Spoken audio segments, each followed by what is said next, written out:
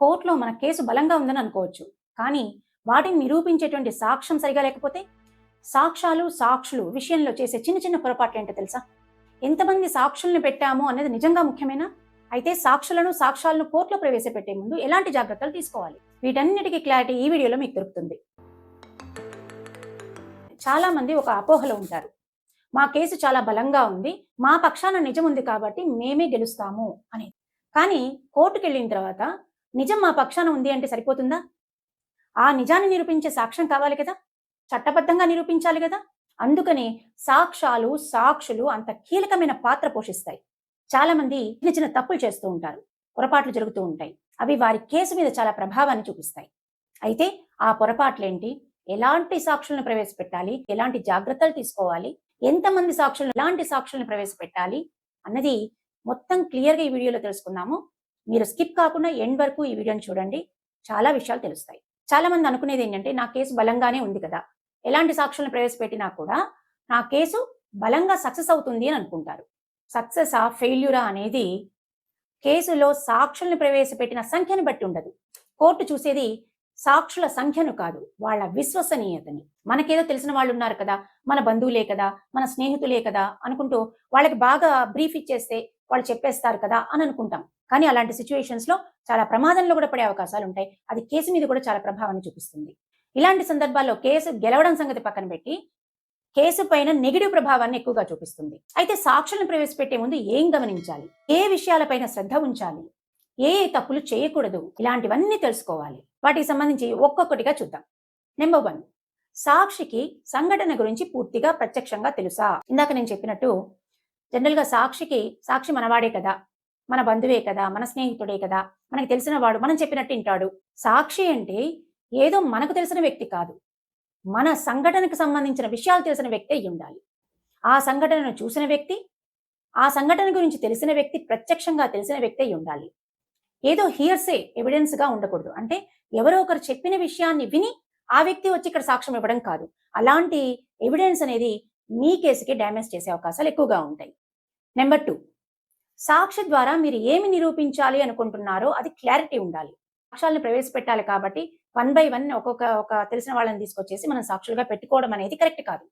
ఎందుకంటే ఆ సాక్షిని ప్రవేశపెట్టేటప్పుడు మీ కేసుకి ఏ రకంగా ఆ సాక్షి ఉపయోగపడుతున్నాడు అనేది చాలా జాగ్రత్తగా చూసుకోవాలి. కేసుకు ఉపయోగపడని సాక్షి ప్రవేశపెట్టడం కూడా వేస్టే. నెంబర్ 3, సాక్షి మాటల్లో స్థిరత్వం ఉండాలి. క్రాస్ ఎగ్జామినేషన్ జరిగేటప్పుడు సాక్ష్యం ఇచ్చే టైంలో ప్రతి ప్రశ్నకు మాట మార్చకూడదు. అలా చేశారనుకోండి, అతని సాక్ష్యం విశ్వసనీయతపైన ప్రశ్నలు రావచ్చు, ఈ కేసు పైన ప్రతికూల ప్రభావాన్ని కూడా చూపించవచ్చు. నెంబర్ 4, పత్రాలతో సాక్షి చెప్పే సాక్ష్యం సరిపోవాలి. సాక్షి చెప్పేది పత్రాల్లో కనిపించేది, అంటే డాక్యుమెంట్స్ ఏవైతే కోర్టు ముందు మనం ప్రొడ్యూస్ చేస్తామో ఆ డాక్యుమెంట్స్ లో కనిపించేది వేరుగా ఉన్నాయనుకోండి, ఇచ్చినటువంటి సాక్ష్యానికి బలం ఉండదు. ఎందుకంటే డాక్యుమెంటరీ ఎవిడెన్స్ కి ఇంపార్టెన్స్ ఎక్కువ ఉంటుంది. సాక్షి ఏం చెప్తున్నాడో అది ఆ డాక్యుమెంట్స్ లో రిఫ్లెక్ట్ అవ్వాలి. అప్పుడు కోర్టు ఇతను చెప్పేది నిజము అని నమ్ముతూ ఆ పత్రాలను కూడా వెరిఫై చేసుకొని కోర్టు ఇది నిజమే అని నమ్ముతుంది అనమాట. నెంబర్ 5, సాక్షి చెప్పే విషయాలు కేసుకు సంబంధమై ఉండాలి. కొన్నిసార్లు సాక్ష్యం ఇచ్చేటప్పుడు అనవసరమైన మాటలు చెప్తుంటారు. అడిగిన ప్రశ్నకి సరైన సమాధానం చెప్పాలి. తెలిస్తే తెలుసని, తెలియకపోతే తెలీదు అని చెప్పాలి. తన ఊహాగానాల్లో ఏవి చెప్పకూడదు. అట్లాంటప్పుడు కొంతమంది ఏం చేస్తారంటే, సాక్ష్యం ఇచ్చే టైంలో వాళ్ళకి తెలిసినవన్నీ, ఊహించుకున్నవన్నీ చెప్పేస్తూ ఉంటారు. అనవసరమైన విషయాలు కూడా చెప్తుంటారు. ఇలా అనవసరమైన విషయాలు చెప్పడం వల్ల ఏమవుతుందంటే అదనంగా ప్రశ్నలు అడిగే అవకాశం మనమే ఇచ్చినట్లు అవుతుంది. నెంబర్ 6, సాక్షి స్వలాభం కోసం వ్యవహరిస్తున్నాడా? బంధుత్వం కావచ్చు, స్నేహితులు కావచ్చు, ఎవరైనా సరే వాళ్ళ స్వలాభం కోసం ఈ సాక్ష్యం ఇస్తున్నారా? కోర్టు దృష్టిలో ఏమవుతుందంటే, బంధువు కాబట్టి అబద్ధం చెప్పాడు, బంధువు కాబట్టి, స్నేహితుడు కాబట్టి సాక్ష్యం ఇవ్వడానికి వచ్చాడు, కానీ ఇది నిజం కాదు, ఇతను చెప్పేది అబద్ధము అని కోర్టు పర్సెప్షన్ లోకి వెళ్తుంది. కాబట్టి కోర్టు దృష్టిలో ఇతను ట్రైనింగ్ ఇచ్చిన సాక్షి అన్నట్టు కనిపించకూడదు. నెంబర్ 7, సాక్షి ఇదివరకు ఏదైనా విరుద్ధ ప్రకటనలు చేశాడా? ఏదైనా ఆ డిస్ప్యూట్ కి సంబంధించి కానీ, ఆ ప్రాపర్టీకి సంబంధించి కానీ, పోలీస్ స్టేషన్ లో కానీ, కోర్ట్స్ లో కానీ నెగిటివ్ గా ఏదైనా చెప్పడం జరిగిందా? అంటే కాంట్రాడిక్ట్ కాకూడదు. ఇంతకుముందు చెప్పిన మాటకి ఇప్పుడు సాక్ష్యం ఇస్తున్న మాట కాంట్రాడిక్ట్ కాకూడదు. ఒకవేళ అలా జరిగిందనుకోండి, అవతల సైడ్ లాయర్ ఏం చేస్తారు, ఇంతకుముందు ఏదైనా డాక్యుమెంట్స్ ప్రొడ్యూస్ చేసినవి కానీ అవి తీసుకొచ్చి ఇక్కడ వేస్తారు. కాబట్టి అలాంటి విరుద్ధ ప్రకటనలు అనేవి జరగకూడదు. నెంబర్ 8, అవసరానికి మించిన సాక్షులు అవసరమా? కొంతమంది పర్సెప్షన్ ఏంటంటే మనం ఎక్కువ మంది సాక్షుల్ని కోర్టులో ప్రొడ్యూస్ చేస్తే మన కేసు బలపడుతుంది, మనం గెలుస్తాము అనే ఉద్దేశం ఉంటుంది. లేదా కొంతమంది టైం వేస్ట్ చేయడానికి ఎక్కువ సాక్షులను ప్రొలాంగ్ చేస్తూ ఉంటారు. సో ఇవన్నీ ఏంటంటే కోర్టు దృష్టిలో మీరు నాటకాలు ఆడుతున్నారు అనేది క్లియర్గా అర్థమవుతుంది. అనవసరమైనటువంటి సాక్షులను ప్రవేశపెట్టడం వల్ల మీ కేసే నెగిటివ్ ఇంపాక్ట్ పడుతుంది. సాక్షులను ఎంతమందిని పెట్టాము అనేది ముఖ్యం కాదు, పెట్టిన సాక్ష్యం ఎంత నాణ్యత కలిగింది అనేదే ముఖ్యం. నెంబర్ 9, సాక్షికి ట్రైనింగ్ అవసరమా? ఒక సాక్షిని మనము కోర్టులో ప్రొడ్యూస్ చేసినప్పుడు అతను ప్రత్యక్ష సాక్షి అనుకోండి, మనం ట్రైనింగ్ ఇవ్వాల్సిన అవసరం లేదు, ఉన్నది ఉన్నట్టే చెప్తాడు కాబట్టి భయపడాల్సిన పని లేదు. అదే హియర్సే ఎవిడెన్స్ అనుకోండి, ఎవరైనా చెప్పిన దాన్ని ఇతను వచ్చి చెప్తున్నాడు అనుకోండి, కొంత కన్ఫ్యూజ్ అవుతాడు. కాబట్టి అది నిజమో తెలియదు, అబద్ధమో తెలియదు, అతను ప్రత్యక్ష సాక్షి కాదు కాబట్టి అవతల అడ్వకేట్ క్రాస్ ఎగ్జామినేషన్ ఏదైనా క్వశ్చన్ అడిగినప్పుడు ఒకసారి నాకు తెలీదు అని చెప్తాడు, ఒకసారి ఉండొచ్చు అని చెప్తాడు. అంటే ఒక అంబిగ్యూటీ క్రియేట్ అవుతుంది అనమాట.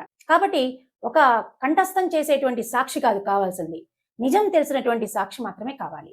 ఎప్పుడైనా తప్పుడు విషయాలు చెప్పమని ప్రోత్సహించడం అనేది చాలా ప్రమాదకరం. నెంబర్ 10, సాక్షి ప్రశాంతంగా ప్రశ్నలకు సమాధానాలు చెప్పగలడా? చాలాసార్లు క్రాస్ ఎగ్జామినేషన్లో అపోనెంట్ లాయర్ ఏం చేస్తారంటే కొన్ని లీడింగ్ క్వశ్చన్స్ అడగొచ్చు, కన్ఫ్యూజ్డ్ క్వశ్చన్స్ అడగొచ్చు. అలాంటి టైంలో ఏమవుతుందంటే సాక్షి దాన్ని సరిగ్గా హ్యాండిల్ చేసుకోవాలి. అర్థం కాకపోతే మరొకసారి చెప్పమని అడగొచ్చు.